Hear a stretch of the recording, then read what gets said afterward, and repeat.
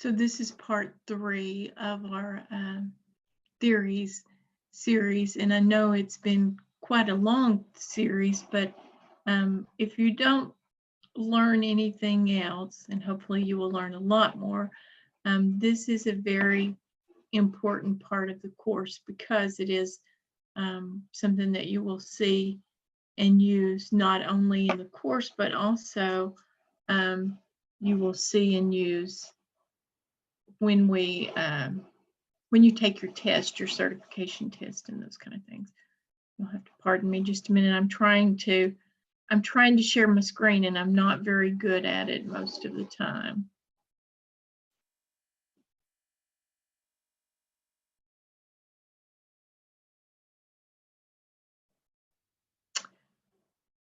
So we're going to pick up where we left off the other day. The theories that we had looked at up until the point where we stopped in part 2 all emphasize stages, but not all researchers believe that people develop in stages. Where the stage theories might be compared to more like stairs on a staircase, I believe is how I described it in the last segment. And they have clearly defined steps where everything that's supposed to happen in that step does. Other theorists believe that development is continuous and that it's more like climbing up a slope. So we talked about this in part 2, but now that we're in part 3, I wanted to reiterate that before we go on.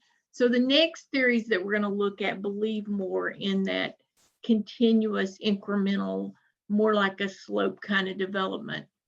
And if you tend to see a person as evolving and just note the changes, but you're also able to see the sameness of that person, then your theoretical assumption at this point about development may be more compatible with one of the incremental models that we're going to look at and talk about. So these models may be different in what they look at, but they all agree that developmental change is not marked by those major sweeping reorganizations that affect many behaviors at once, like the stage theorists believe. And they believe that the change is instead steady and specific to a particular behavior or set of behaviors or to particular behavioral domains. And so we're going to see, well, first of all, learning theories in the behavioral tradition have a long and distinguished history in America. And they were actually the theories when I was in school counseling courses. So they were the most widely accepted class of theories throughout the 20th century. And theorists in this area include names that you'll remember, or if you haven't had those courses yet, that you'll see in other courses like Albert Bandura and his Bobo doll experiment. And I've actually included a video on that I hope you will take the time to look at. B.F. Skinner and his Skinner box. He was one of the most famous cognitive theorists. And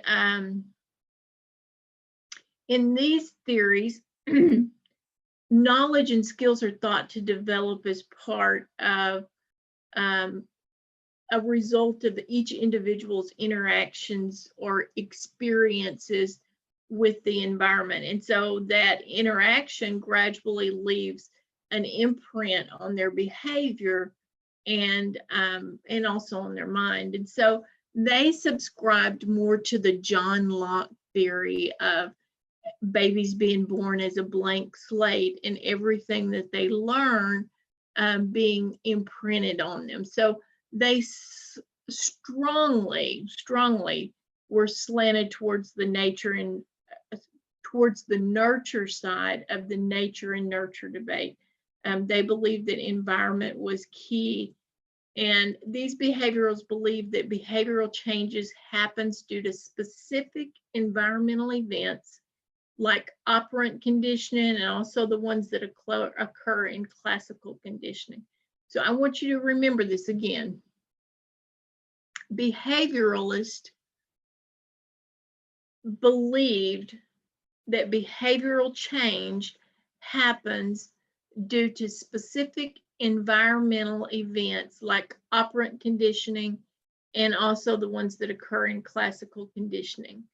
You will see that a statement again, either on a test in this course or as a test in your certification test. So you want to make sure you make a note of that. And when we talk about different kinds of classical conditioning, I'm sure that you guys have all heard about Pavlov and what I call it slobbering dogs. Other people might call it salivating dogs, but here in Southern Oklahoma, we just call that slobbering dogs. So, so we all know that if you bring food out, regardless if you just fed your dog a few minutes before, they're always going to have a natural stimulus for their body to provide saliva to start to digest that food. And so that's an unconditioned or a natural response to the food, is starting to salivate. And Pavlov, who was actually not a psychologist at all, he was a physiologist who was studying digestion, but he would ring a bell when he brought the food out to the animals. Now, I don't know why he rang the bell, but that was part of his study that he was doing, was ringing the bell when he brought the food out. And what he found was that after a few times of ringing the bell and then putting the food out, that all he had to do was ring the bell and the dogs would start slobbering. Well, obviously, that was pretty interesting to him. And so he made note of that. And so then he stopped feeding them when he rang the bell. And after a while, that conditioned response of the bell ringing went away. And we call that extinction. And we're not going to talk about that a lot in this chapter, because I'm telling you, we could be talking about just conditioned and unconditioned and respondents and all that forever. But what I really want you to know is that if the response or respondent is what they call it, is the unconditioned or the automatic response. So in your book, it gave an example. It didn't give an example, but it gave an example of a person jumping or having a startle reaction to a loud noise. And that type of a response is an unconditioned response that's built into your biological system.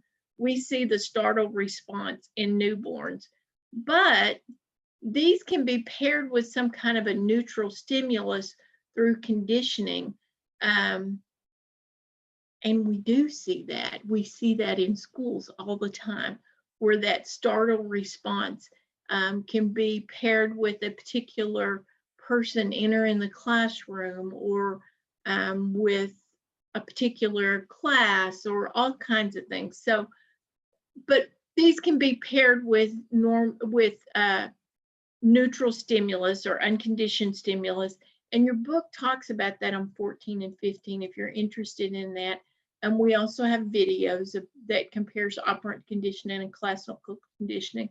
And operant conditioning is different from classical conditioning, because in operant conditioning, instead of the unconditioned response being first, the person does some kind of behavior. So they make a good grade on their test, and then based on the feedback or the reinforcement, is what behavioralists called it, or punishment that they receive, then they will or won't do that again. So let's go with the student making a good grade on a test. If they make a good grade on the test and the teacher praises them and their parents praise them, then they're more likely to work hard to make a good grade on the test the next time. Does that make sense? And we could, again, get wound up in reinforcement and punishment. And because punishment does have a slightly different meaning, to behavioralists. And so I do want you to watch that short video. It is a required video that explains that, because we have positive punishment and we have negative punishment. And none of those necessarily are about any kind of physical punishment, if that makes sense. So behavioralist believes in two kinds of conditioning, classical and operant. And please watch the video for a greater understanding between those two, and also about the difference between positive and negative punishment and positive and negative reinforcement. And the reason why this is so important, even though we're not belaboring it a lot, because it's such a long topic that we could be wound up in this for the whole semester. But understanding conditioning can even help you as a teacher before you get to be a counselor or an administrator or whatever your particular program is. But it can also help you as a parent. It can help you as a family member. It can help you as a friend, or it can help you as just a human being. So we can learn to reinforce those behaviors that we want to see in people, and not reinforce behaviors that we would like to be extinguished. So I still haven't made my point yet, but it is very important and can be life-changing to understand how reinforcement and punishment actually works. Social learning theories, which is our next type of theories, focus on specifically on how children acquire personality characteristics and social skills, and they do consider conditioning part of that process, but they also emphasize, to a much greater degree actually, observational learning and modeling. And in this theory, the learner watches somebody that we will call, or that they call, a model, and they can be performing any kind of behavior, good or bad. And just from close observation, they can learn to do that too, whatever that behavior is. And so it can be anything from learning to weave cloth. There are some countries where 6-year-olds can weave a beautiful pattern in cloth. Now, obviously, most of our 6-year-olds in the United States cannot do that, but they haven't been watching it their entire life. But it's not just those kinds of things. It's about interactions with people. So it can be it can be thoughts about how, about other races and ethnicities based on what they see modeled. And one of the things that's interesting is that research has shown that learners choose their models. Either it's somebody that they would like to be like, or it's somebody that they feel like they are already like. So if you're the teacher or you're the counselor and they don't want to be like you, then you're probably not going to be extremely as effective as a model for them, according to the social learning theories.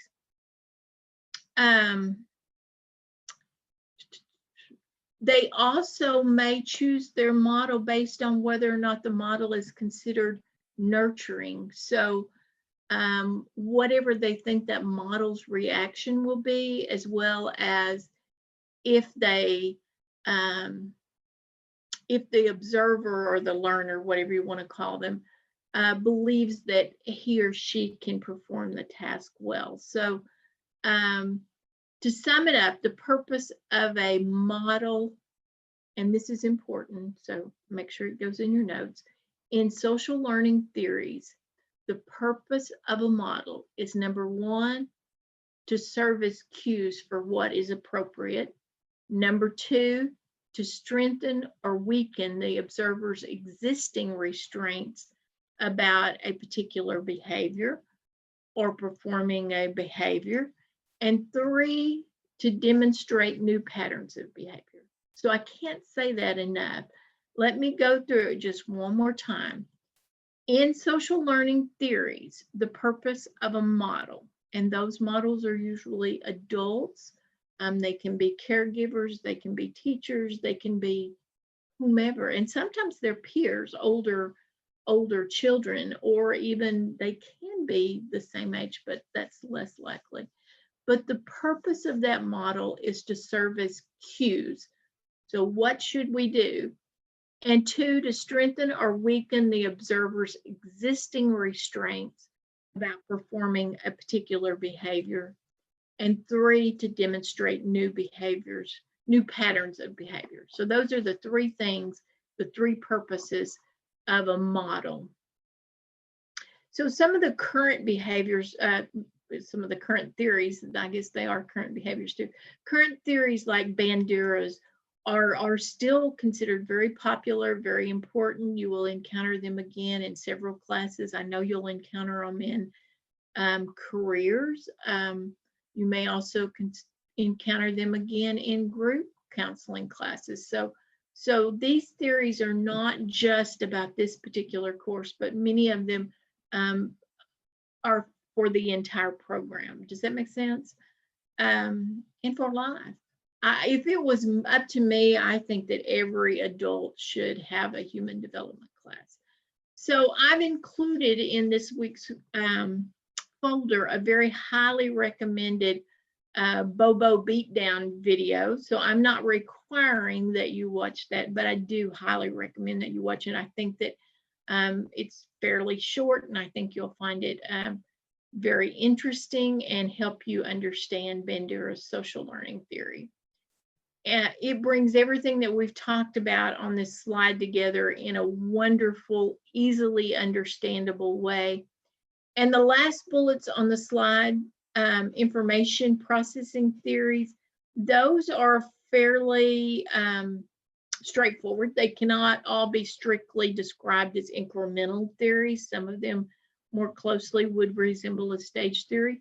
But all information processing theories believe that cognitive function closely mimics the working of a computer. So the mind receives stimuli or information, and then it holds it in some kind of temporary storage or working memory.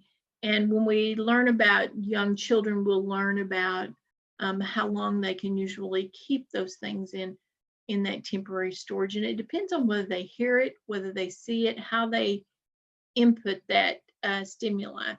And then they put it in long-term storage, and we will talk about ways that that happens by rehearsal and other ways. And then accesses it using strategies to organize it or to draw conclusions from it. And children's attentional capacity increases gradually with age. So processing changes are not stage-like exactly. They don't extend beyond whatever particular problem or situation they occur within. So, and we'll talk about this later when we reach middle and adulthood and late adulthood, when we talk about some of the deficits that we begin to see on accessing that long-term storage. But overall, cognitive development, like we see in this kind of model, is like social development in the social learning theories. It results from the accrual of independent changes in many domains of thought and skills. So it's important to note that the development involves a change for the better, but doesn't lead to major organizational shifts across all the different domains, the social, cognitive, and psychosocial domains. It would only be in one domain or the other typically, if that makes sense. So that was a lot for that one slide, but this one is faster. So classic theories of development have typically addressed a set of core issues. And in the previous videos, you've also been introduced to some of them and also some of the questions that they raised, specifically as we have listed here on this slide. Classic theories took a stance on either one side or the other of these issues that we have listed here, and they considered them very much either or. So do some developments occur only at critical periods in life? Freud would say yes, some of the others might say no. But over the years, we've found that those really extreme stances like that, they just didn't really fit with the data that we have today. So contemporary theorists propose that human development is best described as a synthesis of the extremes. So pull all that together, and somewhere in the middle is probably more accurate. So what we found is that the best answer to all of the questions that are listed on this slide is both. Is developmental stage qualitative, stages like staircase, or quantitative, incremental, like a slope? And the answer is both. You will see that better as we move through the future chapters, but some developments do occur only in critical periods of time. And again, the answer is yes and no. Are there continuities across the lifespan, or is it in the development of flux? Both. And we're going to talk more about these later. Are people actively influencing the course and nature of their own development? Yes, but genetics and environment play a role. So that leads us back to one of the most major questions that we've found in lots of psychology, and that is nature or nurture. And again, all of today's theorists agree that both are important. The only disagreement that we see with today's theorists is to what degree? To what degree does nature influence, or to what degree does nurture influence? And that is one of the things that you see a lot of research done about today. So, and then again, this last question is development universal across cultures and history? And again, yes and no. Some things are. Some things are. Children will sit up before they crawl, before they walk, before they do run. You know, you got to walk before you run, and that happens in all cultures. But some cultures don't see all of the psychological disorders and issues that we have in our country. So collectivist cultures like Japan and some other cultures, they may have different disorders and than the more individualistic societies like the United States and North America. So there are some differences, but these are all yes and no, or both. So modern developmental theories, which we frequently refer to as multidimensional or systems theories, explain and describe the enormous complexity of interrelated causal processes in development. And they generally assume that all the behavioral domains from cognitive to personality, there's levels of interacting causes for change. So there may be physical, molecular, biological, psychological, social, cultural. What happens at one level both causes and is caused by what happens at other levels. So the relationship between causes is bidirectional processes at work. So they have reciprocal causes. Your book explains this using what I thought was a pretty good example of a boy who receives a surge of testosterone. And so he's got all of this energy now that he doesn't know what to do with. And so he joins a wrestling team. And he is just wonderful on this wrestling team. And so the acclaim, the glory that he gets from being this great wrestler may have an effect on his social status. And so we have a physical of the testosterone leading to the wrestling team, leading to the social status from the glory and the acclaim and the self-esteem. We call this social change.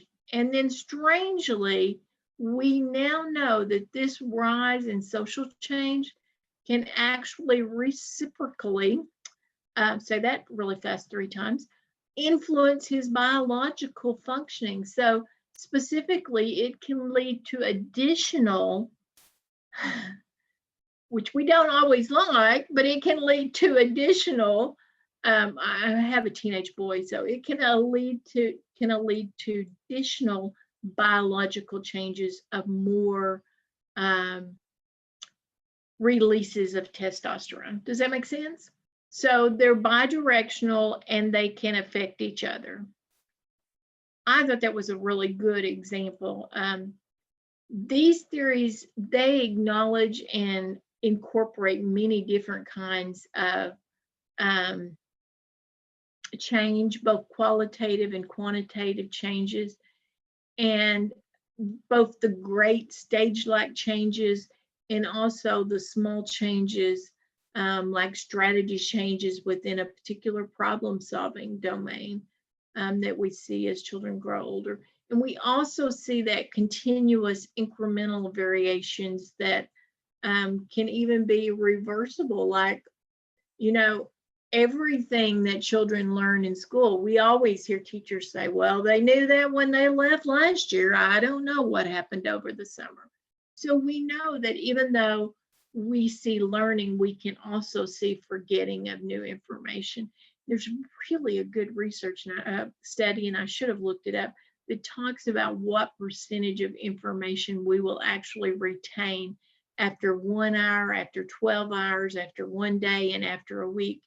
And it's pretty amazing. You could probably just Google it and find it, but it's just a really small increment of the information that we will actually retain more than a week if we don't practice that particular learning. So there's many multidimensional theories that have been proposed, but they vary in which aspects of development they emphasize. So some may emphasize one type of development and another a different. So these theories include transactional theory, relational theory, biosocial ecological theory, which we will learn a little bit more about, and lifespan development theory. And then there's more of them, I'm sure, as well. Bronfenbrenner's bioecological theory. So Urie Bronfenbrenner and his colleagues described all developments, including personality and cognitive change, as a function of proximal processes. And proximal processes refer to a person's immediate interactions with people or the physical environment, or with informational sources like books and movies. But proximal processes are truly interactive. So the organism, or the person is what we're more comfortable with, both influences and is influenced by their immediate environment. And these processes are modified by what Bronfenbrenner called distal processes. Yes, I don't know where they get some of these names, but some of these are within the person, like genetics, and then other distal processes are features of educational system or of the broader culture. So Bronfenbrenner has a really cool nested levels of environment.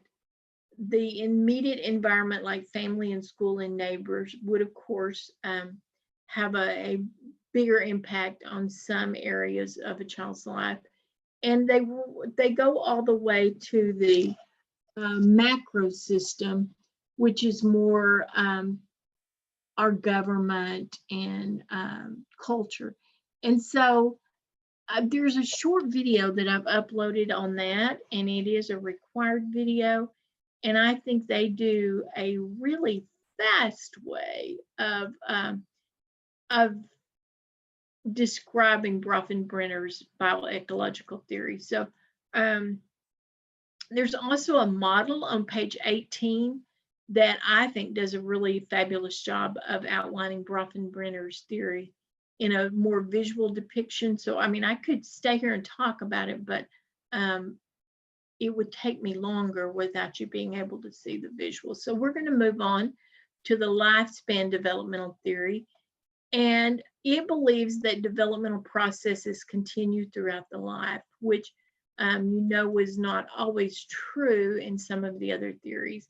But according to the developmental theory, being alive means development continues, continual changes from conception all the way to death, and that adaptation continues from conception to death. And we'll talk more about those in later chapters, and lifespan theories refer to the interacting web of influences on the development as the architecture of biological and cultural support. So cultural supports are important in childhood, but children generally have what we call biological supports that are sometimes also called biological protective factors. And these biological supports, they allow successful adaptation in childhood that we don't find those same protective factors in adulthood. So we find that in adults, successful adaptation depends much more heavily on cultural supports. And the older the individuals are, the more they're in need of those culture-based resources. So like materials, social, economic, and psychological to generate and maintain those higher levels of functioning. And we really will talk about this more in chapter 13, but I'm going to move on right now. In fact, I'm going to stop here and I'm going to upload a part 4 that finishes out theories. But before you begin part 4, I really implore you to read Applying Theory to Practice. And it's just really short. It's about a page and a half. It starts on the bottom of page 19 and ends on page 21. So if you can go there now and read those pages and then come back and view part 4.